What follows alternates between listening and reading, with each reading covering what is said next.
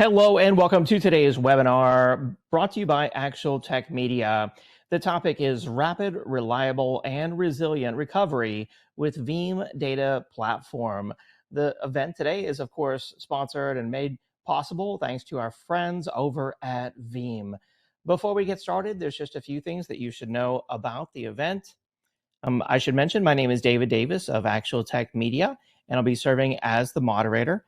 As always, we want these events to be educational. I'm a former IT manager myself. I know how tough it can be out there in the world of technology. The challenges that you face around resiliency and data protection and data security, they're a tall order to overcome.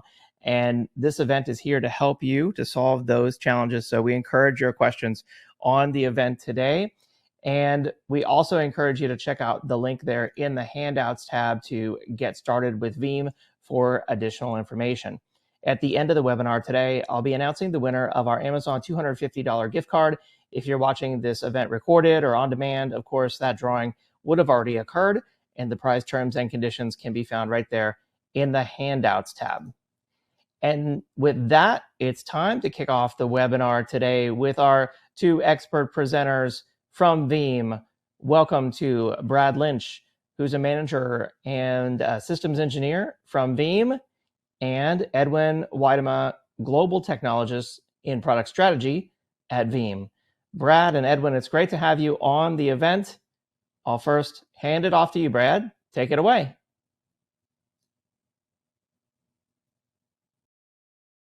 With the Veeam Data Platform. I'm Brad Lynch. I manage the enterprise system engineering team at Veeam. I'm joined with my good friend Edwin here. Edwin, you want to introduce yourself? Yes, thank you, Brad. Edwin Wiedema. I'm a field CTO at EMEA, and I'm specialized in cybersecurity. Perfect. Well, we're really excited to go through. You're going to leave here really understanding how and why Veeam has the most rapid, reliable, resilient recovery in the industry. So let's get started here. Before we go into the details and the nitty-gritty on the how and the why, really want to highlight an interesting survey we did to 4,200 different companies, and these were random companies. They could have had different storage vendors, different security tools, different backup software. We really don't know what they had. That wasn't part of the survey, but there was really three data points that really stood out that unfortunately were also very scary. But first, what was interesting is that 85% of these 4,200 said they had been hit by a ransomware attack within the last year. In addition to that, this second data point really stood out to me and is really why ransomware isn't just a disaster, right? It's important that you start to plan for ransomware recovery as if it's a disaster, but it's also the worst kind of disaster, right? And this second data point was that on average, it took 1 to 2 weeks to recover from a ransomware recovery. And it's important to note that because recovery from a ransomware attack isn't the same as, a power outage in data center A and recovering in data center B or a tornado or whatever it might be. There's a whole additional step when it comes to recovering from ransomware, and that's forensics. That's scanning these machines, whatever backup point you're choosing from, and ensuring you're not just restoring more ransomware and malware back into production. And that piece can add a heavy lift into the recovery process. The third data point that was tragic really is that 19%, only 19% of companies were able to recover without paying a ransom. And what Edwin and I are going to go through today is hopefully not only going to increase that 19% to a higher percentage, but make you be part of that percentage. So yeah, if you're looking at the whole thing about the recovery and those numbers, those really scare us. But we also have to get those numbers up, so you don't have to pay that ransom, and you can easily recover and also have confidence in recovery. That's also why we say design for recovery. Because if you look at the past, what we did is 100% backup, because you need that backup, right? But only 3 to 5% was restore, because someone tripped over something, someone deleted something, something came in, or something burned down. That was only 3 to 5%. So what we all did is design for backup.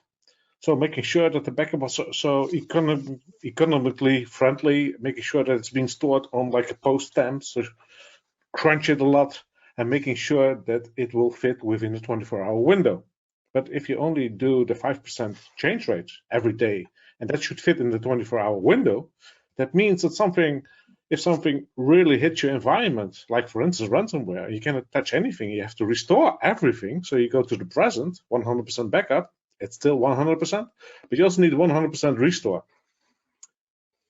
But you just designed the whole infrastructure, right, for 5% in an incremental phase and making sure that it's squeezed, so it's already packed. It has to be rehydrated. That 100% restore, that's why we're focusing. That's why we say design for recovery. And a lot of organizations, 95% of all organizations design for backup, making sure it's the last line, making sure that we have a backup, but we never hope to touch it. But things changed. If you look at the current economy and also the current threat levels, you have to have 100% restore, but also fast restore. So we have to rethink a whole approach about how we design infrastructures. So that's why we say design for recovery, and we will dive into that a little bit more. Yeah, 100%, Edwin, right? Designing for recovery is skipped one slide too many. Designing for recovery is so key here. And Edwin and I are going to go through some real life examples of that. But what's important to note on why Veeam can offer the best rapid, reliable, resilient recovery is because of our ability to recover off multiple platforms. And not only multiple platforms, but fast platforms, right? Veeam offers the ability to recover off a CDP replica, continuous data protection replica, a snapshot replica, a backup, and a storage array. And what's so key about this is that the CDP and replica, this gives you the ability to essentially recover in the time it takes to boot up a machine. Now, granted, in both those cases, you'd have to catch ransomware really early in its tracks, which isn't always the case. But the other options with Veeam being software only is you can back up to any target of your choosing.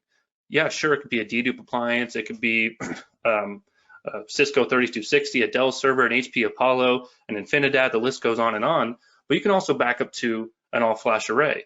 And there might be some people kind of giving me that crooked look. And it's the same look, though, that we used to get when you would talk about backing up to disk instead of tape. People used to think that was crazy. And I'm certainly not recommending that you back up, 1,000 machines. If you have 1,000 machines to flash, that would be very costly. But it might make sense for these tier 0, tier 1 workloads to go to a fast performing target. And now in a ransomware recovery, or really anywhere recovery, you're talking about much faster speeds and feeds versus disk. That's just physics. But then the other piece here that's so impressive is we integrate with 96 different storage platforms. And when we talk about integration with that, I'm talking about the ability to recover from snapshots taken on your production storage arrays, right? The storage arrays that your actual data stores, your production storage lives on, and whether we orchestrated those snapshots or not, or just they're kind of in a catalog view stage, we can recover from those snapshots. And I know, Edwin, you're going to go into much more detail about a real life scenario where we actually helped a customer recover from ransomware doing just that. So I'd love for you to share a bit more. Yeah, so let's take it over there. So I brought one of those field cases, and I was talking to this potential customer because they weren't a customer at that moment in time. And what happened was they have 2 data centers. They use storage snapshots between them. They had a HPE FreePort that was in sync. But when I was at the table, we were discussing about disasters and also ransomware passed along. But he was a little bit reluctant, like, yeah, that will never happen to us. But somehow something really bad happened. When I was driving home, I got a phone call, like, "Can you please come back? Because we were talking about this and we don't know how, but we just got hit by ransomware." And what happened was that both data centers became unavailable. Things got encrypted. So we're really a little bit shaken about that one. But the first thing we had to do is bring forensics in, because we didn't know how they came into the infrastructure, if they are still in the infrastructure. So forensics started. And one thing that happened there was they pulled out a ribbon around the data center. Everything in the data center is off limits. Police line, do not cross. Hold on, how are we going to recover them? That's an interesting part.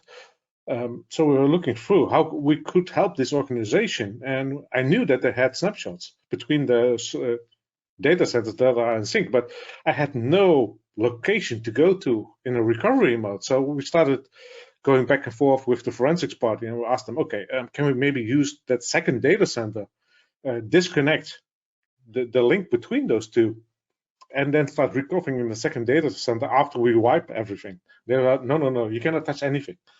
Hold on, there's also some virtual machines up in AWS. You are going to call them, or are we going to call them? And they were, good point. Let's dive into that. And they said, okay, if we can control that one data center because it's a mirror to the other one, you can use the second one. So we broke the mirror between that, cleaned the whole organization and the infrastructure there, and we started installing Veeam backup replication there. So one part of the Veeam data platform. Because we could boot that up, we could connect those storage snapshots to Veeam, and they were not orchestrated by Veeam, but we could just connect them and read them. And we started doing recovery. And that also was interesting for the forensics party because they now had like one that was unavailable, what they were researching and what was going to happen, and they could control and go back in time in the other one. So they could compare those two like different points in time. Because of that was a really interesting case, but they could survive because they had storage snapshots there. So that's one part in the whole big puzzle, or one puzzle piece, I should say, that can help you get out of like trouble really fast there. So let's dive into that Veeam high-level architecture about the storage snapshot. So what happened? They have a storage system. We have a backup proxy connected with the Veeam as the management plane, and then the data plane is the backup proxy scalable repository. You can just move it over. So you could use the primary storage snapshots for backup. But you can also, if you have some that are integrated, we can also do a backup from the secondary. So go to the second data center and do the backup from there. But we can also use a snapshot only mode. So we control and orchestrate the storage array through the integration, through the plugin. And we just ask them to do a snapshot like every hour. So you will have a round robin principle for 24 hours. You have every hour you have a snapshot on storage. And don't get me wrong, storage snapshots are not a backup, but it can really help you get out of problems fast. So that's one part you should think about. And if you look at the whole thing and the explorers we have, so the Veeam Explorer for storage snapshots, you can just go there, get that snapshot, restore application item. So you don't have to restore the whole snapshot.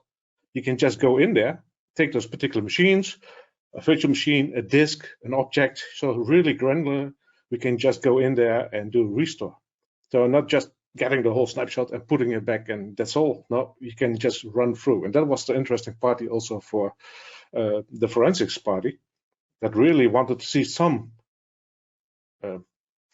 virtual machines that they had a target on because they were thinking those were being breached and they are being used in the attack. So that's where we could help them also. But we also have like another case, and I think you brought this one, Brad. So can you really shine a light on this one? Yeah, absolutely, Edwin. And I love that use case. And I had a similar customer who recovered 1,700 VMs in the same manner, right? When you see how we can see your storage array, see the LUNs on your storage array, see the snapshots on those LUNs, see the VMs on those snapshots, I find that companies are really impressed by that. So great example.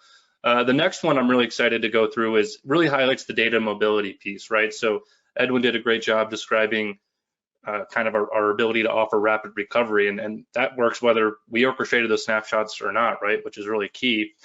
But the next piece is the data mobility piece. So I had a company, unfortunately, who was hit by ransomware. Seems 85% of them are apparently, and this account was not taking advantage of our Linux hardened repository or immutability, unfortunately. So the attacker was able to delete all their backups on premise, was able to render their Veeam backup server on premise completely useless. And luckily they were taking secondary copies out to Azure Blob. So they really weren't all that affected. They were able to they already had a Veeam backup server deployed in Azure. They usually keep it turned off to save on cost. And all they really had to do was turn it on, scan Azure Blob for the latest recovery points, and then start recovering on-prem virtual machines that we were backing up and boot them up as Azure VMs, right? And Veeam does that conversion process for you. We do the conversion from VMware to Azure, and this same scenario would apply if it was AWS or GCP. And this data mobility piece is really key to Veeam's story. The cloud data management is something we firmly believe in, right? So whether you're going from VMware to Azure, Azure to AWS, AWS to GCP, right? I don't know, however many permutations there are of all that, it's very easy within Veeam, right? I mean, these are all built into the user interface. This isn't scripted solutions we're talking about here. So also something that's really key as part of this recovery process for this customer is, I talked about earlier how it takes 1 to 2 weeks to recover on average because of that forensics piece, right? That scanning and making sure you're not recovering malware back into production. Well, before they restored these machines back into Azure VMs, they were able to leverage, and we're going to go deeper into this, but they were able to leverage Veeam's secure restore feature, which scans the backup file for malware before it recovers it back into the production. And you have the option, if it finds anything, to abort it or restore it without a network attached and do some investigation. So another really good example. And we even have another one to really hit home on all the different recovery options Veeam has. If you want to highlight that, Edwin. Yes, let's go to field case number 3. Also, a customer that was already looking at Veeam, they got hit by ransomware. And this one, even the customer has been on stage on Veeam On in May last year, explaining what happened to their organization. So they got hit by ransomware, and he was fishing with his son. But he had some kind of a feeling, and then when he got a phone call from a colleague, yeah, there's something going on, something is sluggish, and he was like, okay, can you do me one favor? Please pull the backups offline. But yeah, we're doing a backup now. No, please pull them offline. And because they pulled the backups offline, they had some backups available. The data center became unavailable. Also, the whole thing ribbon around it, unavailable to do anything there. You cannot recover there. But they also had some other thing there. They had a password fault for all different accounts, but you can already guess what's going on there. That was on production, so that was also encrypted. Fortunately, they had a copy with an admin at home, so they were not really sure what to do about that one, fire the guy or hug the guy, and fortunately they chose the last one, hug the guy, not to death, but hey, they hugged him because he had the only copy of the whole password vault, and because of that they could rent new hardware. So that's also what they did. They rebuilt really fast, and even the rented hardware was being built on a Sunday. So they've been hit on a Saturday because of his personal network of people. The CISO of that company could call out, and some of those were even on holiday, and they came back to help that organization. That's where friends are for. So that's also collaboration and making sure that you have people that know and that can help you is really important there. So they rented new hardware, they did a rebuild on that new hardware, and that's why they got fired up again. Within a few weeks, they were completely running again. That's where we also came in. We helped them because before they started to build up everything again, they needed a clean copy. So they could do restore, but in the restore, most likely there would be some kind of malware, some things that shouldn't be there. So they wanted to have a backup first before anything went to the new infrastructure. So there was a completely new, clean infrastructure. They needed a backup. That's where we came in as Veeam. They installed us there. And as soon as they did a restore, they did a backup, and also they used us again to create multiple copies so that the forensics party could compare some things. And they went through a whole washing street mechanism to making sure that anything from the old backups was being restored, compared, controlled. If it was good, so green, ticked off, shipped on to the new infrastructure. It could also be yellow. There's something in there we don't know exactly, so we need more forensics. Or it was red because don't touch this one, drop it. There's also some of those nuggets that are in Veeam backup replication. What a lot of people don't know about. We have discussed this before, Brad, but this the whole thing about compare. Because if you have been hit and you have like tens of thousands of machines, or even 1,000 or 100, you don't want to push just that button to restore everything. You want to know, okay, forensics party, what has been hit, what is sketchy, So you want to have some compare option there. And what we have now is an easily restore only changed files feature in V12 now that also shows between different points what's going on. And you will see on the right hand side the item state. Is it identical? Is it changed? So only the things that are changed, you should restore there. And let's compare with production. So you see the production, you see a point. You can also say, I do a restore first of a lot of those machines and then compare with an earlier restore point, because you're not completely sure when it hit. But as you know, a particular time and date when ransomware started popping up, you know where to compare to. But not just for files. We have this also for Microsoft Active Directory, and we had this already in the product for several years. Not a lot of people know about it, but I always get cake about this. So normally when there's something going on in Active Directory and people are, yeah, I didn't do anything. It's like, okay, I want to bet you cake that I can find who did something with Active Directory. If you have a backup, you can just get production, get a backup, and compare. And because of comparing, I can also say, okay, show changed objects only, and I can also see who changed that object. Often people are, hold on, maybe I did something wrong. I changed something. That's a good thing. And if you look at the whole ransomware thing, a lot of forensics party will say, okay, they touched Active Directory, so we have to scratch everything and rebuild. But if you really look at Active Directory, you have millions of objects there. You don't want to start from scratch, right? And I've seen some companies, shipping companies, that were really lucky that they had an Active Directory somewhere in a different country with a really sketchy link, so it didn't sync the changes yet, so they could just take that server, get it back on the headquarters and do the restore. But also this one could really help you get out of trouble. Just use the compare functionality and show changed objects, and change it to a state where you're comfortable with. And that brings me to something else, and that's instant recovery. Can you run us through there, Brad? Yeah, absolutely, Edwin. And I totally agree. That's one of Veeam's most underrated features. And the compare to production goes beyond just that, right? We could do it with M365. We could do it with AWS's VPCs, which is great for just seeing if you had some weird network changes, if you change a security group or something. So the compare functionality is really powerful. In addition to that, this kind of goes into, Edwin and I highlighted the data mobility piece for recovery. We highlighted recovering quickly off of a storage snapshot, but also this instant recovery piece. And this goes into what I was talking about, how Veeam being software only, you can really design not only a cost-effective solution, but a fast-performing solution by maybe taking a mission-critical tier 0, tier 1 workloads and backing them up to all-flash storage or something fast-performing. And this gives you the ability to quickly recover a number of different sources, right? We can do instant recovery for virtual machines, for physical servers. We'll do physical servers to virtual, cloud instances, file shares, databases, VMDKs, right? So just the disk of a VM. So for example, maybe you have DBAs, SQL and Oracle DBAs doing dumps to a drive. If that drive were to get corrupted, well, rather than recovering that whole VM, you could just do an instant recovery of that disk, right? So really powerful options in terms of the instant recovery solutions we have. And sure, this will work with any type of backup repository, right? This will work with the dedupe appliance, a NAS share, but you can make this go much quicker based on the repository you use.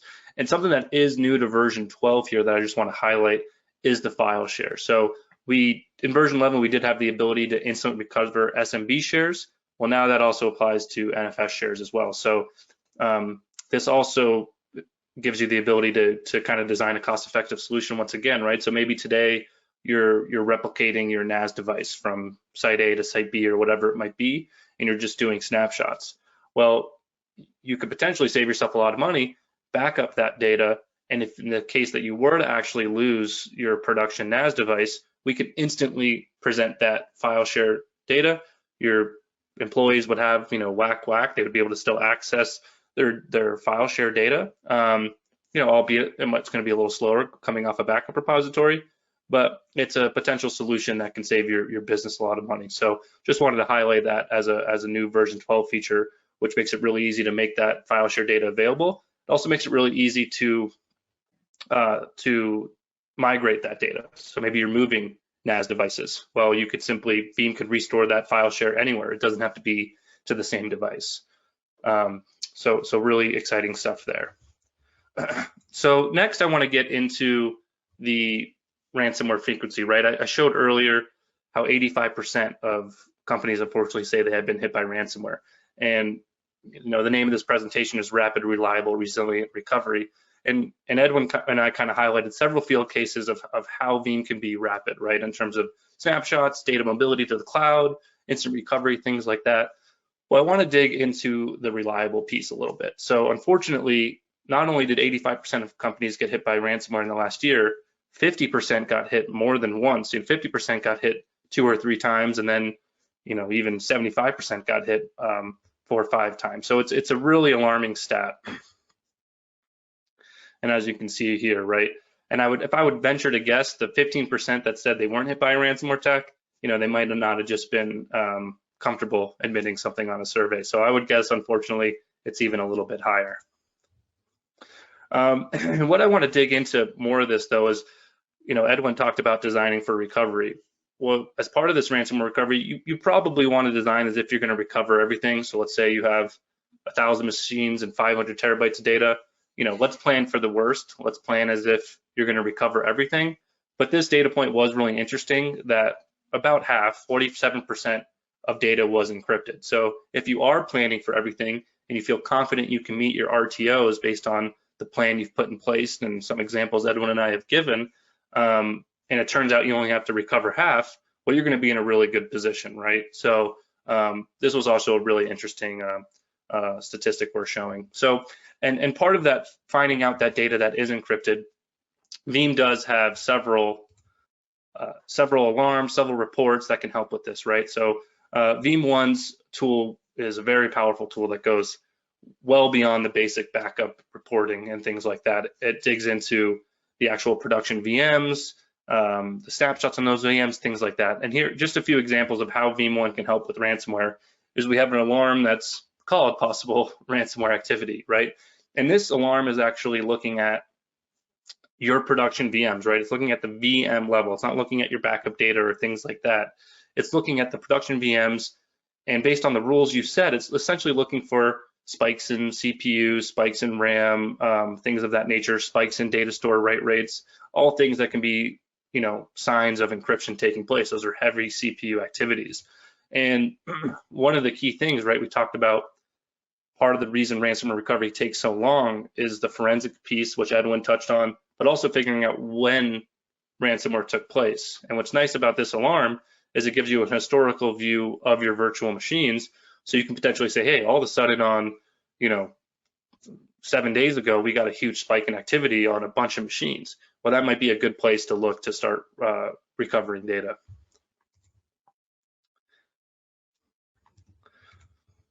The next alarm here is the suspicious backup size, right? So we'll look based on patterns of your historical patterns in your backup data.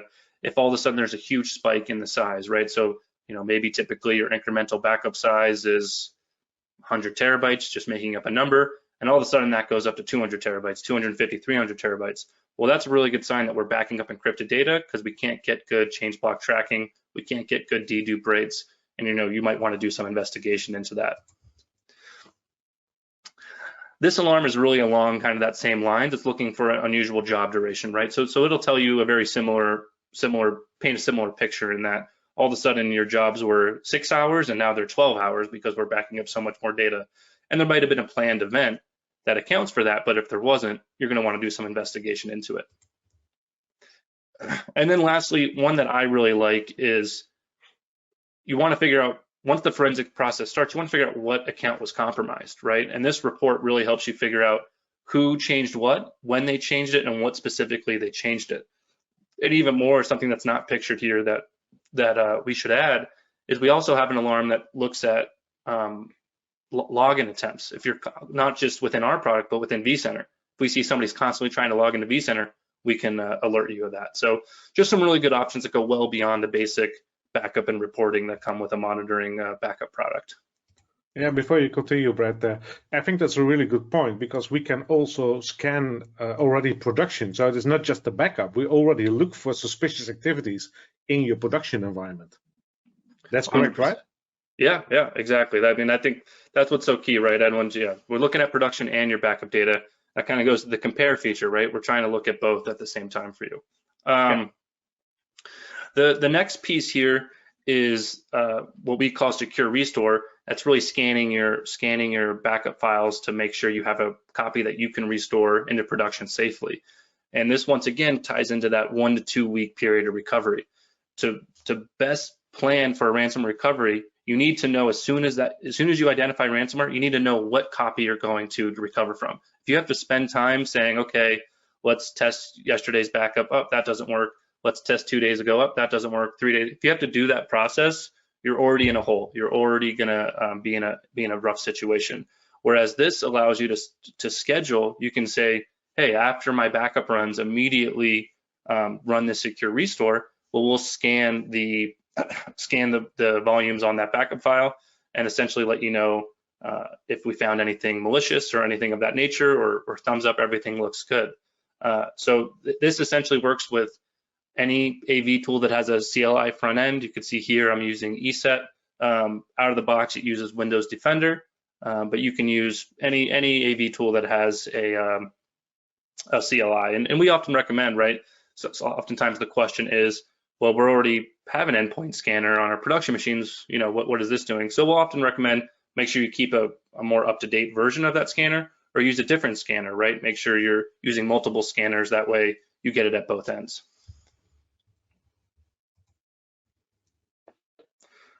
And with that, Edwin, I'd love for you to kind of dive a little deeper on this one so people can understand it. Yeah, secure restore. It sounds like magic. Sometimes it is, but it really isn't, to be honest. So let's dive into that one a little bit deeper and show people how we're doing this.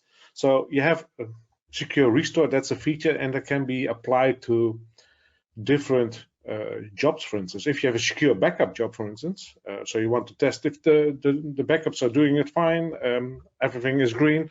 We always want to do restore. So secure backup, so not secure restore, but secure backup, has a job, runs through, pops up like a bubble, a data lab, starts restoring, and you have some different tests that you can test in that. The secure restore can be applied also to the secure backup.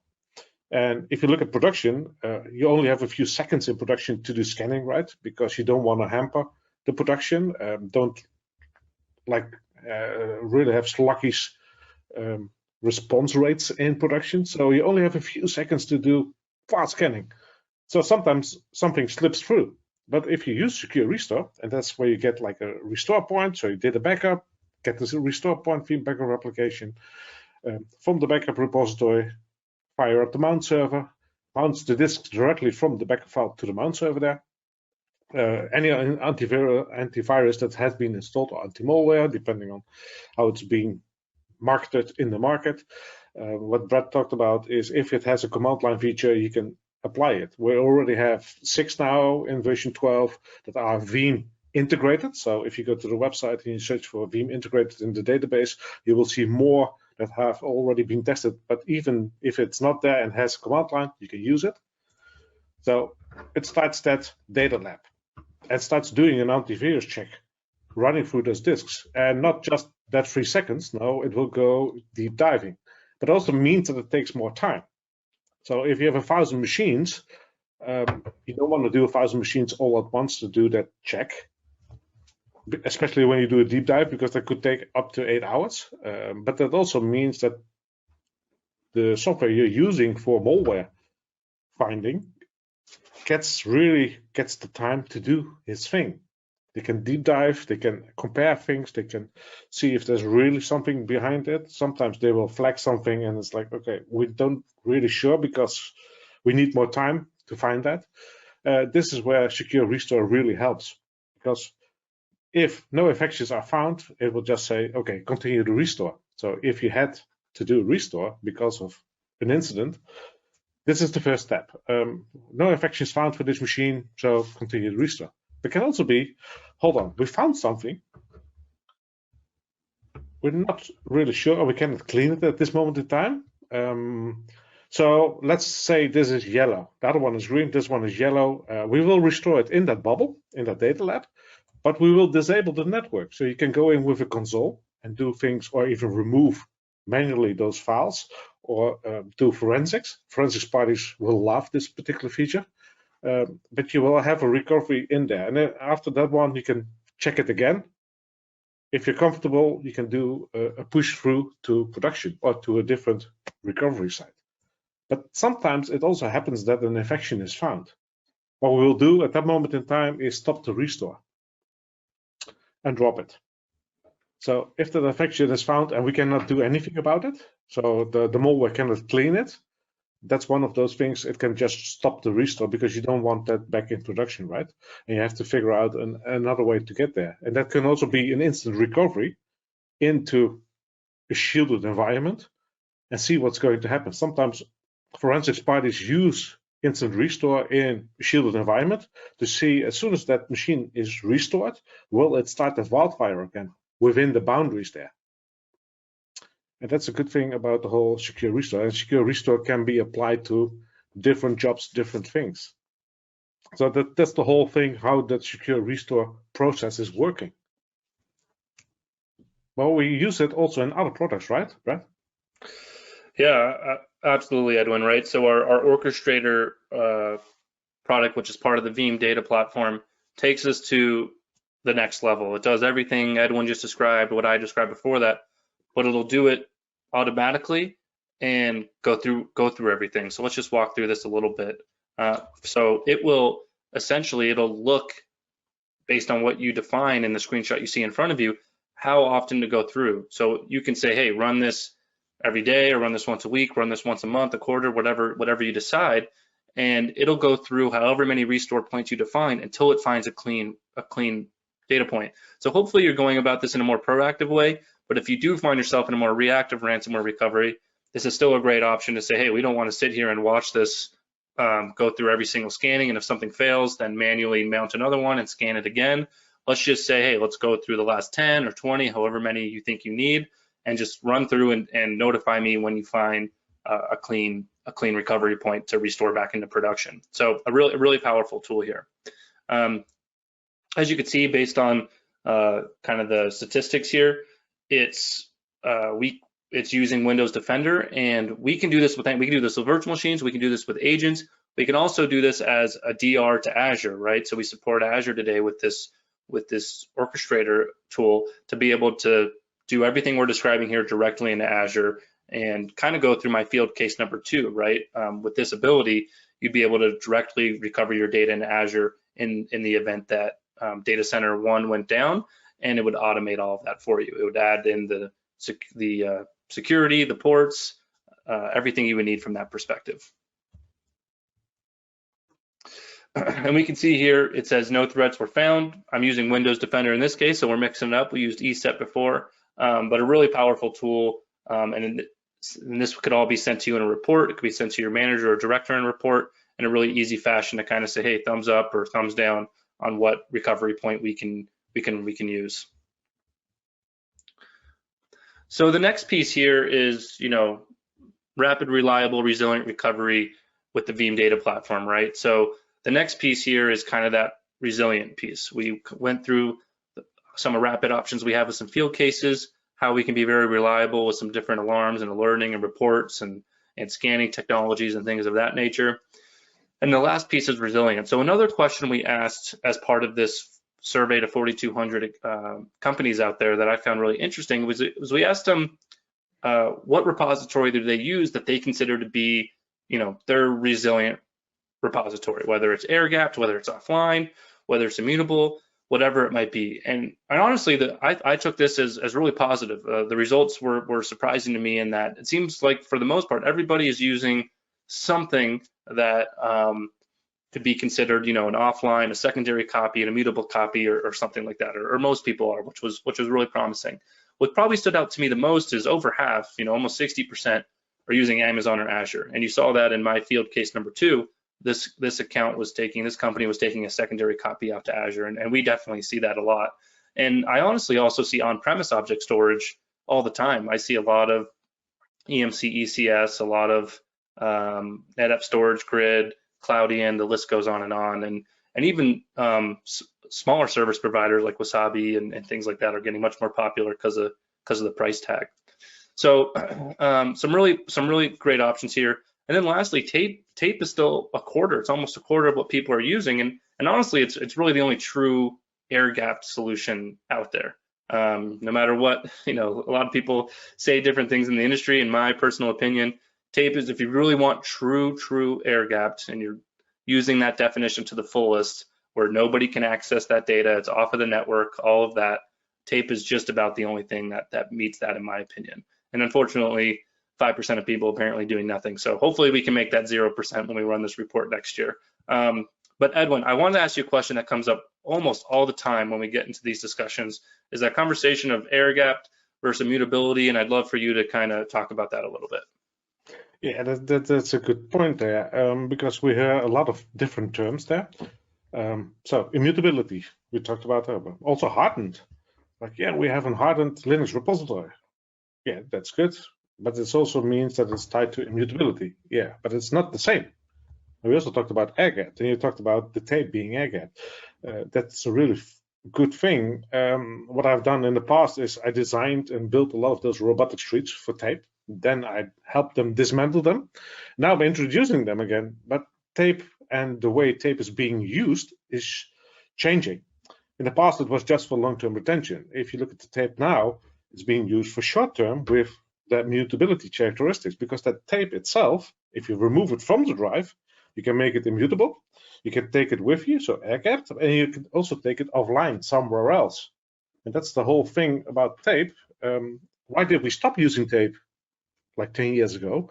That was about the handling cost. But if you look at the handling cost now, and you look at the ransomware cost associated to recovery, that's way more. That's why we see that thing.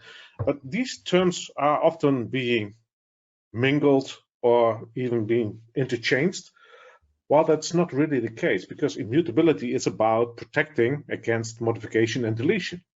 Harden means you're looking through your infrastructure and see where all those attack vectors are, and you try to close down as many attack vectors as possible without hampering your production and your organization, or even the possibility to maintain your infrastructure. And air-gapped is about making sure that you have a copy of that data that's somewhere else. And some people will say, yeah, but we have it in the cloud, and it's immutable in the cloud, so we have an air-gap.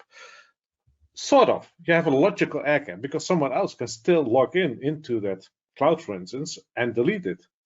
And you say, yeah, hold on, but it's immutable. Yeah, but think about it this way.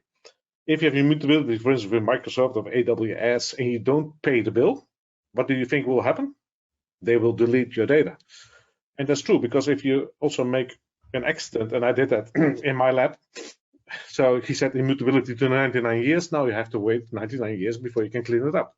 So as long as someone has control or access to the physical location where the data is residing, they also have a way to delete it. That's why we say an air-gap. For instance, that tape, what Brad talked about, that's really an air-gap, because you can take it with you, put it in a physical vault, nobody can touch it online. So if it's still online, it can be a logical air-gap. That's where you see that it's different.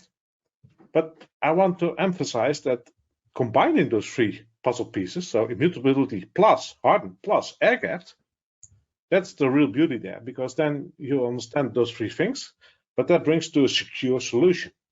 Because combining those, that's also the 3-to-1 rule, making sure that you have different copies, that one is hardened, and also one is air-gapped there, offline, making sure that you have the secure backup.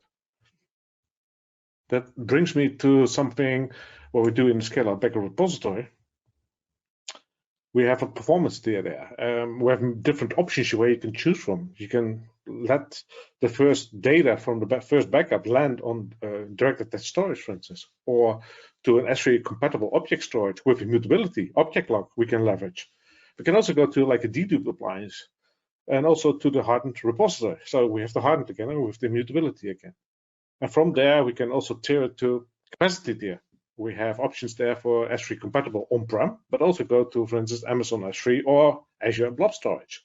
From there, we can even tier it down to archive tier. And where you all see those logs, that means that there is immutability. So you have immutability over all those different levels, from the first backup to like the second copy and the third copy, making sure that you have immutability all through the data path there. You also see some logos on the right top hand. That's the Veeam Ready, and I was also talking about the Veeam Ready integration. That's not up there, but we have Veeam Ready for repository, Veeam Ready for object, Veeam Ready for object with immutability, and we also have Veeam Ready for integrations. By looking through that list, you can find something that will work, what you already have in your infrastructure, for instance, because we don't want to, that's the beauty, what I think about software-defined, we don't want to rip and replace anything in your infrastructure because you already invested something in there, but we want to use those components you already invested in to the maximum capacity, and also making sure that you leverage all the features that are in there. That's also why we have the APIs, the storage APIs, and we also bring version 2 now in V12, making sure that those integrations really work. And if you look from the start, and I've been here for 6.5 years now, we're almost doubling every year in the number of integrations we have. And that's the really cool thing. So you as a customer has the ability and also the right things to choose from, freedom of choice. So freedom of choice also means that you have to make choices, Brad. And talking about choices, what should you recommend? Yeah, great question, Edwin. And really exciting stuff as part of the version 12 data platform, right? The ability to back up directly to the object, support for the Azure immutability. These are things folks have wanted for quite some time. And in terms of really digging kind of a layer deeper into Edwin's slide there, is you see here the different resilient medias you can use as your immutable or offline or air-gapped option, right? From the Veeam Ready object immutability options with AWS, Azure, Cloudian, Wasabi, ECS, Storage Grid. I mean, their list goes on and on. I think there's 30 or 40 now. To Edwin's point, it's amazing how many integrations we have with different storage vendors, which is the great thing about being software only. To tape, so it really depends on what you want to accomplish, right? You have to factor in speed of recovery. You know, with greater security comes simplicity, right? Or speed of resource. So these are things you kind of have to balance. And tape, like we were talking about, right? I mean, it can be a great option. Tape is making a comeback, as we've all kind of heard lately. It can be a very cost-effective option. It could probably be the most secure option. Storage snapshot. So Edwin talked about that in his field case number 1. I've personally seen that as well with different customers who are able to recover. And this is a very fast recovery option, right? So the ability to essentially, with different storage vendors. So I know, so for example, Pure has it with their flash mode, where they're essentially able to, if somebody tries to delete snapshots, you know, it won't work. You know, you can't, if you have a retention set for a week, 3 days, whatever it is, you won't be able to delete them. And I'm sure other storage vendors have that as well.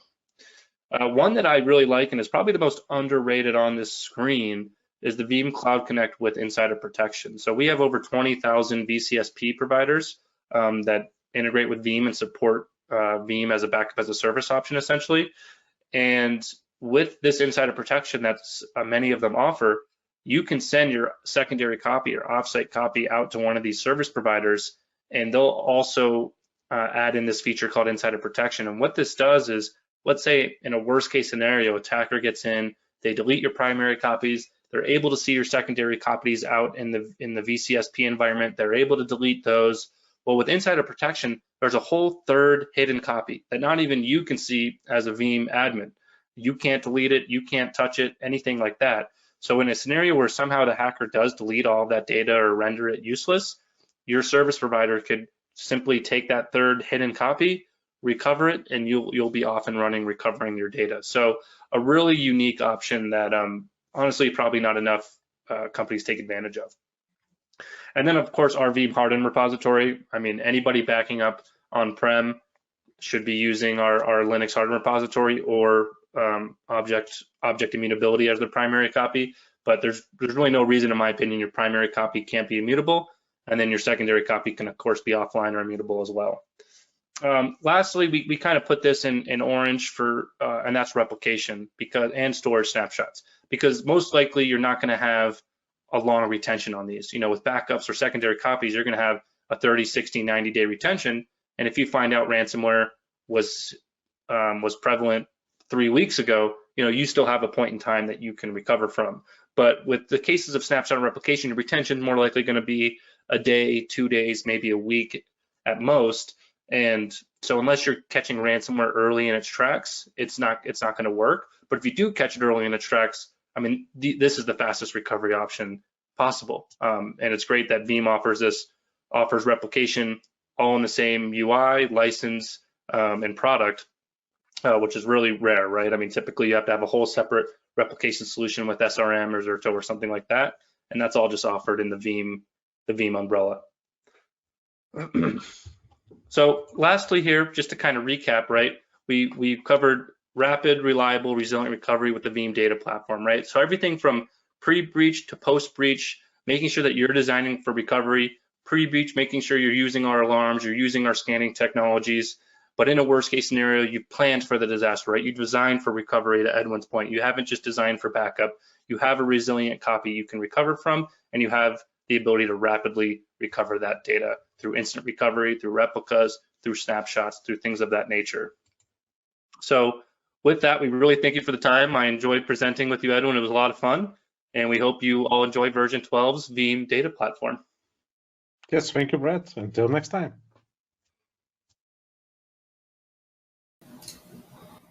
All right. Thank you to Edwin as well as Brad. Really great presentation. I learned a lot. I know the audience did as well. We had a lot of great questions, and we really appreciate those. I do want to announce the winner now of our Amazon $250 gift card.